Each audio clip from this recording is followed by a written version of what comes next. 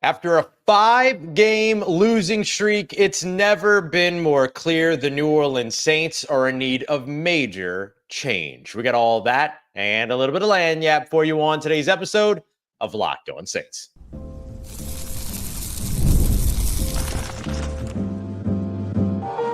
You are Locked On Saints, your daily New Orleans Saints podcast, part of the Locked On Podcast Network, your team every day.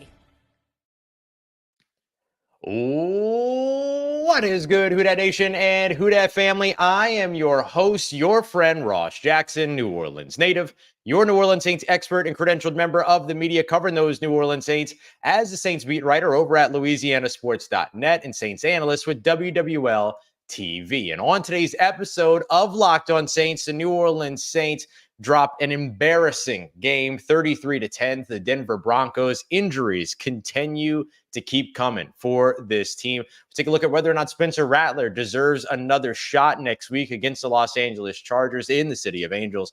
And we'll lead everything off with a little bit of truth telling because the New Orleans Saints are in desperate need of change, and they're in desperate need of change at the top. We're going to dive into all of that on today's episode. We appreciate you very much, as always, for making us your first listen and for being an everydayer here on the show, which is a proud part of the Locked On Podcast Network, your team every day. Today's episode brought to you by our friends over at FanDuel. Go ahead and check them out today. If you put down $5 as your first bet, you'll get started with $200 in bonus bets guaranteed. Just visit FanDuel.com to get started with America's #1 sportsbook. Well, if you needed any more evidence at all that the New Orleans Saints are in desperate need of change, you got it. You got it in the loss up against the Denver Broncos. 33-10, an absolute embarrassment for the New Orleans Saints. And I say that meaning that it was an embarrassment for the fans that left early. I'm not even doing the show at the stadium in solidarity. I left too. Not during the game. I did my job. All right. I did my job. I came home. I'm doing my job. I'm just doing it from the comfort of my own home. You also had a New Orleans Saints team itself that was severely disappointed as well. You had a fan base that was disappointed. You had a roster that was disappointed. You had a head coach that looked absolutely broken. Although he did everything that he could to answer every question. I commend Dennis Allen for that. But that's where that commendation stops because this game is kind of the worst that we've seen from the New Orleans Saints since maybe the 2014, 15, and 16 era, like that really shaky Sean Payton era where there was the worst defense in the league and all these other things. With New Orleans Saints defense isn't looking so great either for the second week in a row, allowing at least 220 rushing yards. And in fact, not even the second week in a row, the second time in 4 days that the New Orleans Saints, or 5 days that the New Orleans Saints have allowed at least 220 rushing yards in a game. Again, an embarrassment. It's the only word that you can really put up there. And now the New Orleans Saints are confronted with the fact by droves of fans leaving the stadium, by cheers and chants coming from the stands asking the team to fire Dennis Allen, to an absolutely abysmal performance on the field, more injuries complicating more things for this team, to where the only thing that you could do is look at where you can go next and where you can make changes. So let's discuss the changes that the New Orleans Saints could make. And I'm going to tell you why they're probably not going to make them during the season, but it doesn't mean that it's not the right move.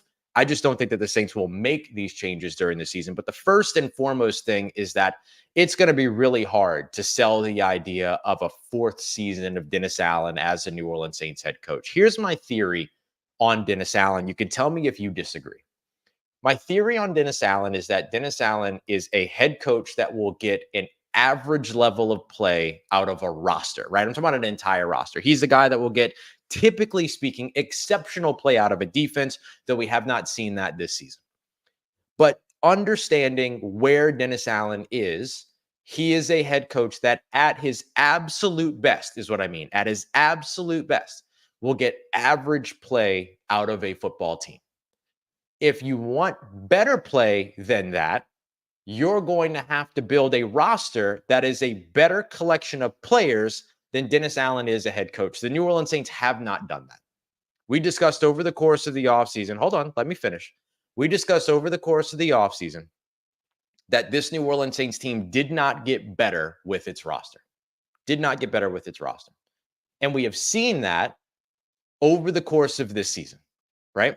We've seen that over the course of the season. We saw a thin roster. We saw a roster that has no depth. We see a team that cannot manage adversity. All of that starts at the top, and that starts with Dennis Allen. So at his absolute best, you can get a 9-8 season. That's what you got a couple of years ago. I don't think you're going to see that again. I do not think you're going to see that again. The issue here is that the Saints have a head coach that can't get above average play from a roster and a roster that can't outperform its head coach. So what are you going to get from that? You're going to get below average results. That's the head coach that Dennis Allen is. I'm just trying to be honest here. Dennis Allen is a head coach that unfortunately will not get above average play from a roster that can't provide above average play on its own. And this New Orleans Saints roster cannot provide that type of play on its own. They cannot manage adversity. They are a team entirely that has to rely on everything operating perfectly. That has been the case since Dennis Allen has been the head coach, and I would say the last year of Sean Payton's year as well. That is not good enough for an organization to say, yeah, here's another year. Dennis Allen started off with what was supposed to be an advantageous situation when Sean Payton left. He stepped into a roster that was quote unquote supposed to be able to do all these other things, whatever. Then got the opportunity to flip his entire defensive staff, still missed the playoffs. Now got the opportunity. Oh, and by the way, when he flipped his entire defensive staff, he also got his hand-picked quarterback in Derek Carr, still missed the playoffs. This year, the entire offensive coaching staff, with the exception of the one position coach that didn't get changed, Clancy Barone, ended up being completely revamped. And you get a second year with your quarterback, and you go out there and you get the, what do you want to call him? Let's just call him, I don't want to call him a superstar, but you go out there and you get the high in demand, right? Offensive coordinator in Clint Kubiak that brings in this highly desired offensive system. And now you're a team that's on a 5-game losing streak. Dennis Allen has more losing streaks. He has more multi-game losing streak. Enough multi-game losing streaks to almost double the number of multi-game winning streaks that he has. Sorry, it took me a second to get that out.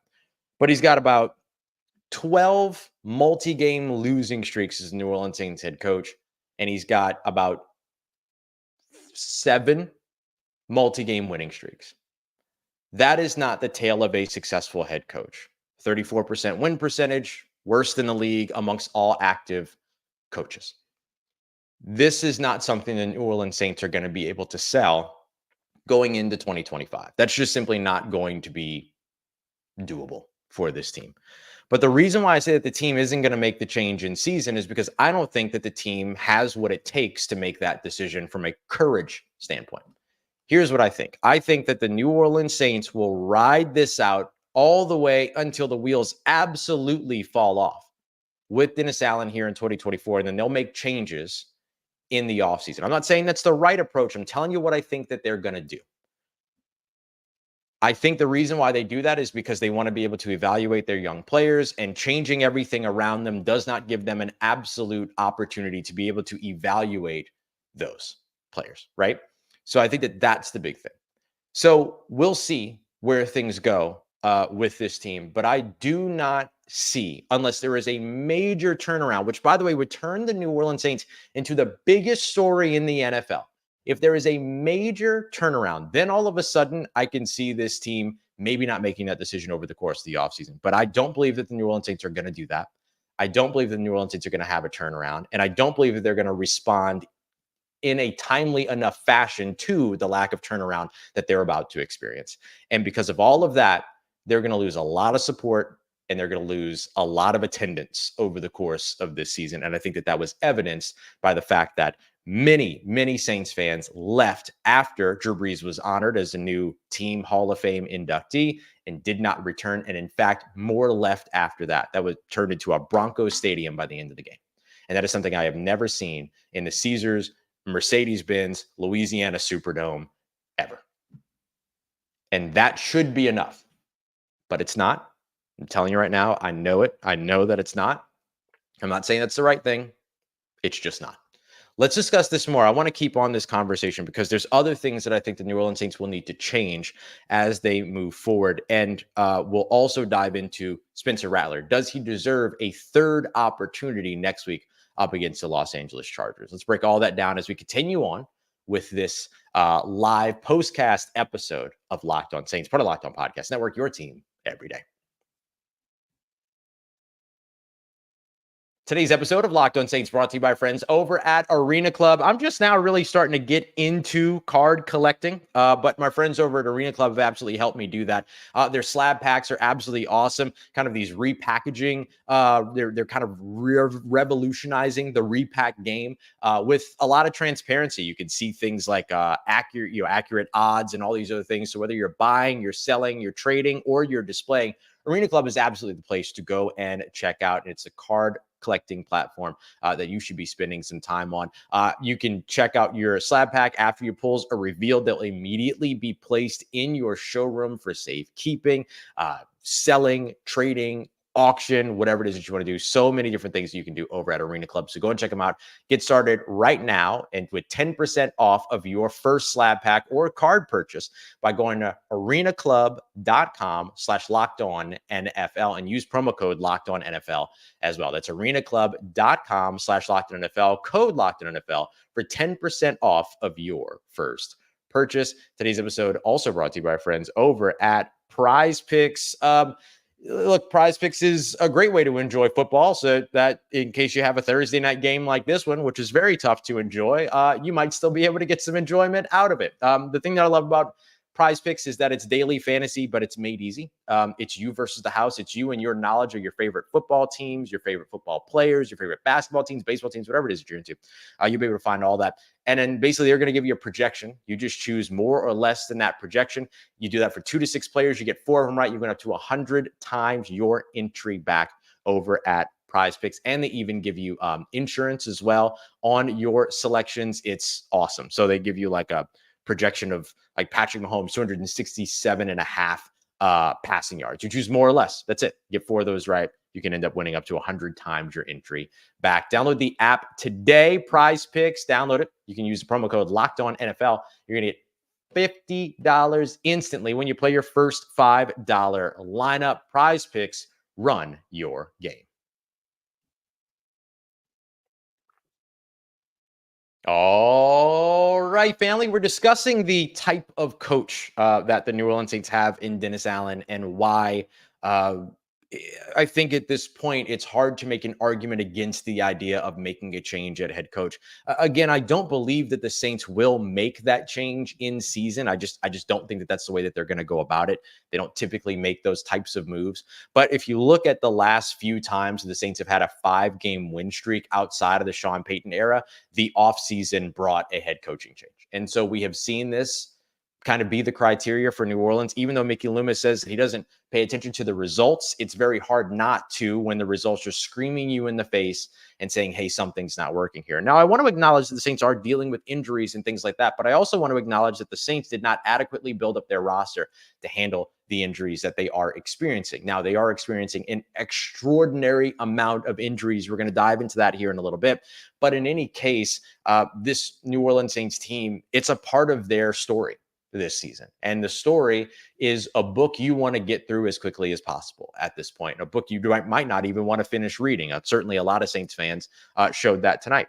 And so when I look at where this team could go, let's just say that they did make a change at head coach during the season. Where do you go? Who's the head coach that you appoint? I know a lot of people are going to say Clint Kubiak, but Clint Kubiak also describes himself as having the personality equivalent to a wet blanket. Is that the guy that has the personality to be a head coach, that has the wherewithal, not the wherewithal, he certainly has the wherewithal. He's a very intelligent person, but that can, rah and rally guys and do all the things? I'm not so sure, right? So with that being the case, you would have to have somebody in-house that you can replace Dennis Allen with if you were to make the very courageous decision to replace Dennis Allen midway through the season. I'll tell you the one and only person that I would say makes sense for New Orleans, and that would be Darren Rizzi. Darren Rizzi, the special teams coach, is just special teams coordinator, who is also, by the way, the assistant head coach, which is one of the reasons why I meant that, or one of the other reasons why I think that it makes sense. But he is the guy that has the fire. He's the guy that has that sort of voice that can, shout and get you out of your seat and get you motivated and all those other things. The thing that's so interesting is that you hear players go up to the podiums, and when they go up to the podiums, they talk about the quotes that they remember. They're often talking about quotes that other players around them have said, or in one case, just earlier this week, you heard a player quote Darren Rizzi, 111th, and talk about that. So if there was anybody on the roster, just to make sure that we discuss it, that would make sense, I think Darren Rizzi is the guy that does make the most sense. But again, I don't think that they make that move in season. I think you're looking at an off-season change. But I think that it's going to be very, very hard for this New Orleans Saints organization as a whole to make any kind of push to try to sell a fourth year of this. I don't get it. Where your absolute ceiling is average. And I don't think that you can do that. So what about the other changes? I think some of the other changes that you absolutely need to see from this team is an influx of youth. I think that's something that we've talked about many, many times before. And that, you could see this team reinvest in its offensive line. You can see this team desperately needs to reinvest in its defensive line. The fact that the defensive line has continued to get absolutely no pressure, not be able to win at the line of scrimmage, get pushed back and bullied on the defensive line. Something has got to be done there. And that's either personnel or coaching. Something has to be done there. What this team was when Ryan Nielsen was here as the New Orleans Saints defensive line coach, they have not been able to replicate since the moment he left. It has been a consistent issue for them on that defensive line since Ryan Nielsen left. And so I think that you have to look at that, and you have to look at the trenches as a whole. I think the New Orleans Saints offensive line surprised early on in the season, but they haven't had the depth to overcome the injuries that they've had at left guard, at center, really at left guard twice, at center twice, and now at right guard, right? And so hopefully the Saints are going to be able to get some of those guys back, but how far does that actually move the needle for you when also at the same time, the one player that gave you sort of the electrifying element to your offense is done for the season in Rashid Shaheed? So the only thing you're going to be able to do is run the football. And there were some bright spots in this game, believe it or not. Jermaine Jackson actually looked pretty good returning. Kendre Miller had some really nice moments. I think Anthony Orji played a fantastic game, the New Orleans Saints linebacker. So there are all those other things when it comes to all that. But I think the biggest things you have to look at if you're the New Orleans Saints this offseason are going to be leadership, so head coach. I think you also have to look at the trenches, the offensive line and the defensive line. And listen, people are not going to like me saying this, but I'm just going to tell you the truth. When you change a head coach, you're also changing the quarterback.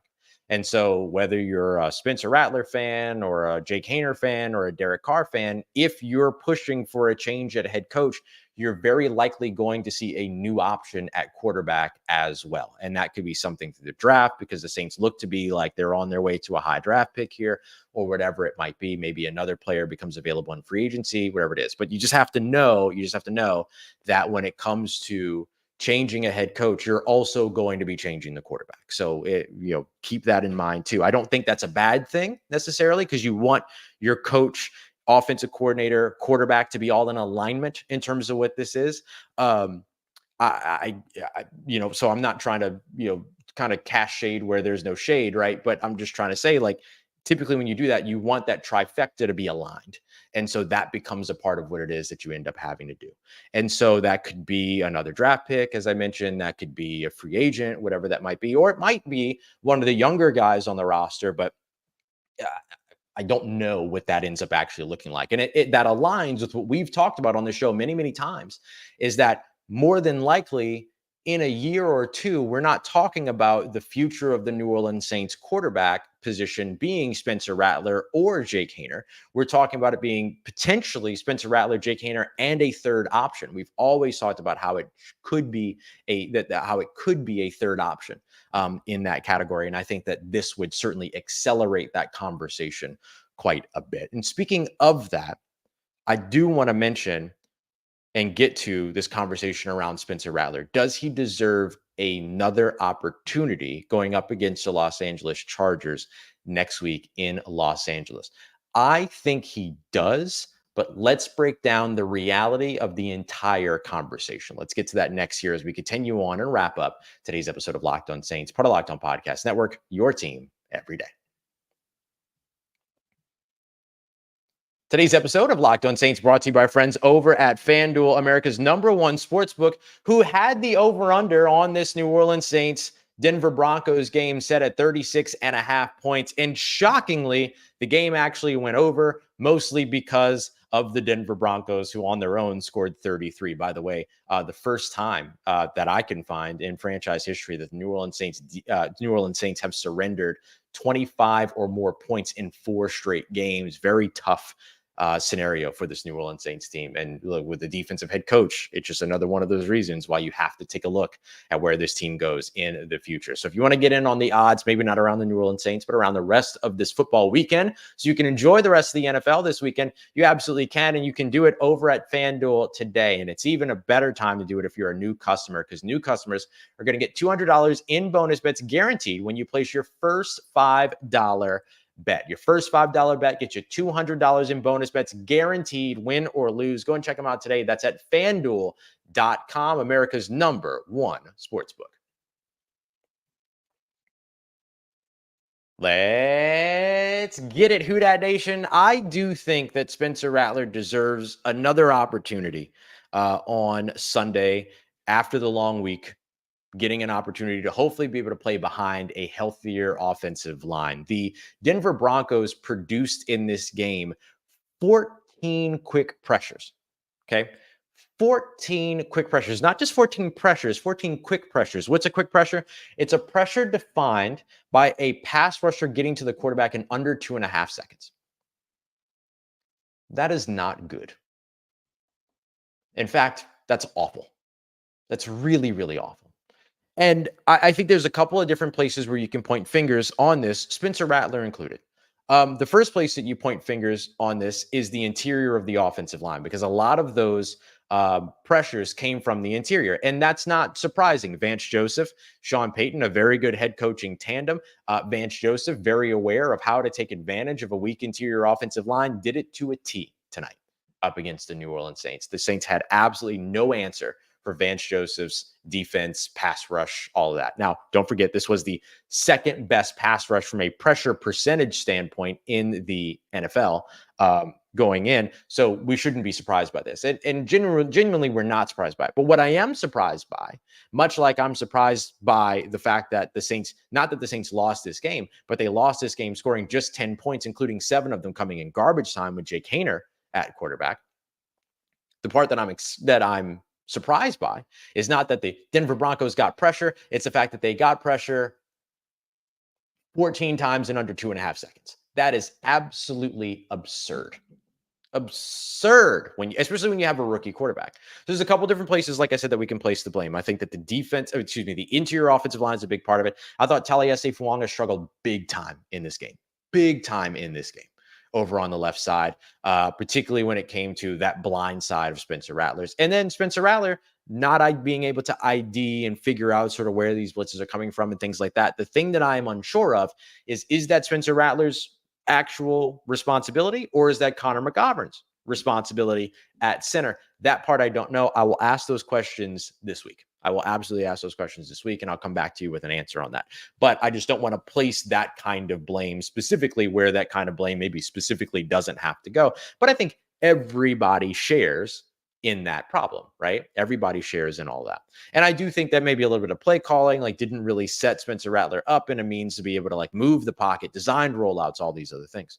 So I do think that that's another thing to consider. So if you're able to get some of your offensive line back healthy, I do think there is a value in seeing Spencer Rattler with a healthier offensive line. Lucas Patrick was active today. He was their starting left guard throughout the season, but he clearly wasn't healthy enough to be able to actually play because the Saints lost Nick Saldiveri during the game, who had started at left guard. And instead of going to Lucas Patrick, they went to undrafted free agent rookie Kyle Hergel, which I don't think was a wrong decision because I think that we saw Kyle Hergel play very well throughout the preseason and through training camp. So it makes sense that they would go and get an opportunity to see him. And so I don't disagree with that decision at all, but it gives you a glimpse as to where Lucas Patrick really was coming off of a week of no practice and a questionable designation going into this game. So hopefully he will be ready to go up against the Los Angeles Chargers in LA next weekend. Same thing for Cesar Ruiz. Hopefully he is in a situation to where he will be able to come back as well. I don't know if you're going to be able to see Eric McCoy anytime soon. I'm not expecting to see Eric McCoy until after the bye week, post-November. So, but we'll see. That's just me speculating. That's not me knowing anything. So we'll see exactly when it is it gets back out there.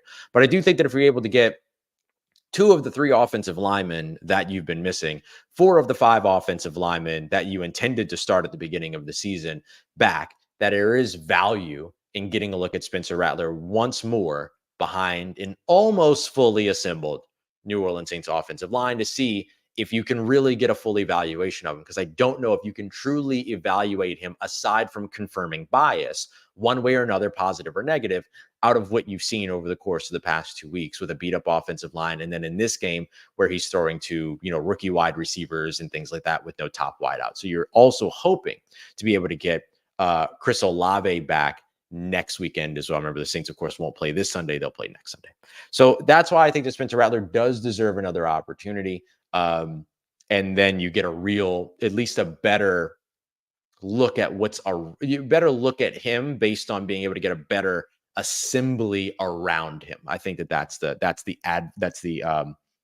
advantage there. But would I blame the New Orleans Saints for saying, no, we want to get a look at Spencer Rattler if Derek Carr is still, Jake Haener if Derek Carr is still not healthy, so they get a little bit of an evaluation of both quarterbacks? No, I wouldn't blame them for that at all. I think you have to exhaust every option, and I think you need to start evaluating your roster. I think that there are ways for you to get these things figured out, and if you're able to kind of go out there and evaluate your roster and then turn around and maybe put yourself in position to win some games, do that. But I just wouldn't hold your breath on the whole competing for a playoff spot thing at this point. I think that would be just kind of disingenuous to try to sell you at this point. We'll see where things go for the rest of the season. Last thing that I want to highlight here is that the Saints injuries just continue to pile up.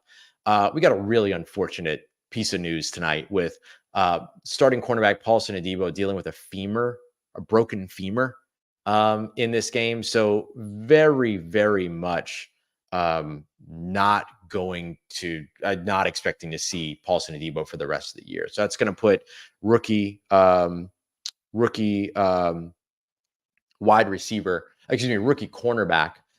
in the rookie cornerback Kool-Aid McKinstry, excuse me. Geez, I don't know where I was going there.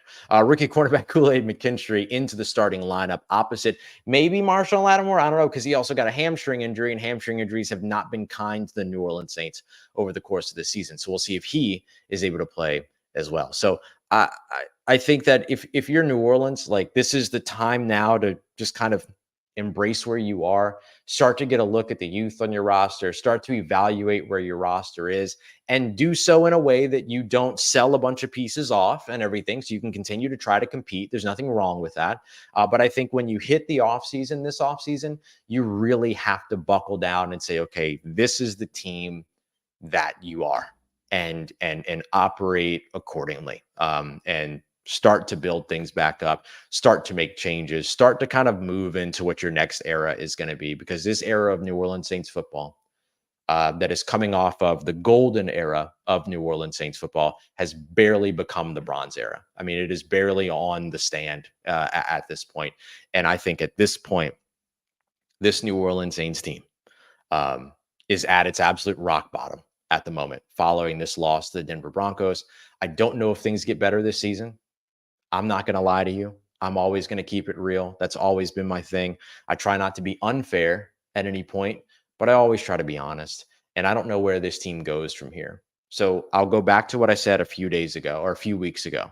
This New Orleans Saints team is either going to be the most disappointing team in the NFL after a complete collapse out of what were two of the best games that we had seen from this team in many, many years, or they're going to be one of the biggest stories as an absolute Cinderella story for somehow righting the ship.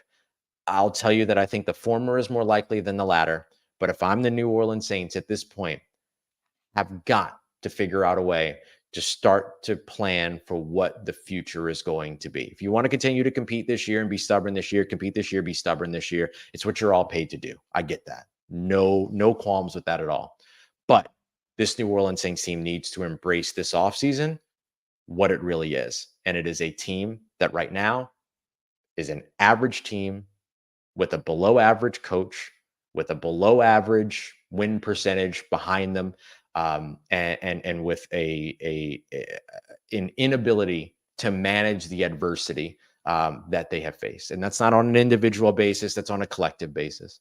And a team as well that needs to figure out what the heck is going on with its injury problem too. Just so many massive question marks that are ones that you're definitely not going to be able to find an answer to during the season. So this offseason might be one of the most eventful off seasons we've seen in New Orleans in quite some time.